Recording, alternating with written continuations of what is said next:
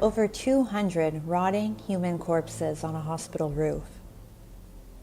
The graphic imagery of scores of unidentified human bodies lying exposed on the roof of a hospital morgue in Multan, in Pakistan's Punjab province, has shaken the conscience of people world over.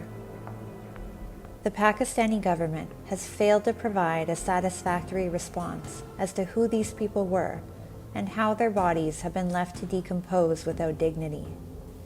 An investigation was ordered as soon as these images became viral on social media.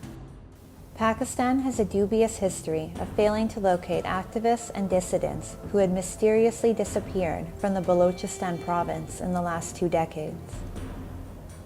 Some believe these bodies lying on the roof could be the same people who had disappeared, lost forever to the tactics of the Pakistani spy agency, the ISI. Activists are believing that those persons who are disappeared from Balochistan, from Sindh, or from Khyber Pakhtunkhwa, they all were taken to Multan, the first place where they are being tortured or kept for in the incommunicado was that Multan. So they were there. This is the story what I know from the statements of these disappeared persons who were recovered. Tariq Zaman Gujja, the Chief Minister of Punjab's advisor, visited the scene after receiving information from a source regarding the decomposing bodies on the mortuary's roof.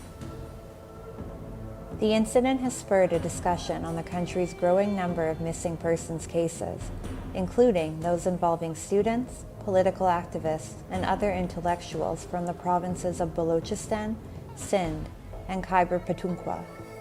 In Pakistan, inter-services intelligence, the army, and military intelligence are routinely accused of being involved in kidnapping and torturing members of civil society, forced disappearances, and extrajudicial executions. The Commission of Inquiry on Enforced Disappearances in Pakistan has received 8,463 complaints regarding enforced disappearances since March of 2011. The commission was created by the government in March of 2011. However, the Islamabad High Court recently noted that it had failed to give victims justice. Only 1/3 of the incidents reported to the commission were tracked, and little efforts were made to punish officials responsible for failing to follow orders to produce those wrongfully detained.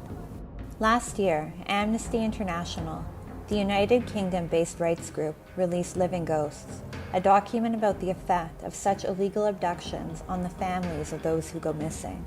The country's military and its spy agencies remain beyond the reach of Pakistan's criminal justice system. Human rights observers now demand stricter international sanctions on Pakistan for regularly violating human rights. Pakistani army is behind the abduction of the Baloch people and dumping the dead bodies of Baloch people in such way. Earlier we have received dead bodies.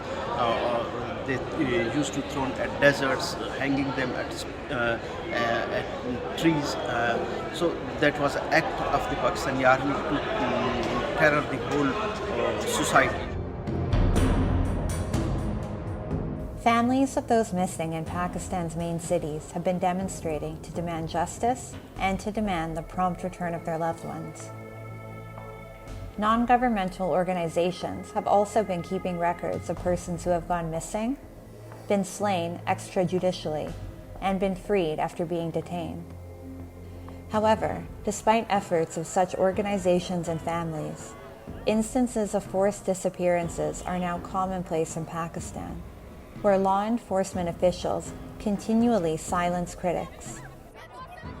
The United Nations have said that forced disappearances have frequently been employed as a tactic to sow fear throughout society. This behavior not only leaves the immediate relatives of the missing anxious and terrified, but it also impacts communities and larger society as a whole. The discovery of the remains in Multan have shocked people the world over. Eyes are on Pakistan and their continued human rights abuses. However, it remains to be seen whether Pakistan will ever give in to global pressure and protect the human rights of its common citizens.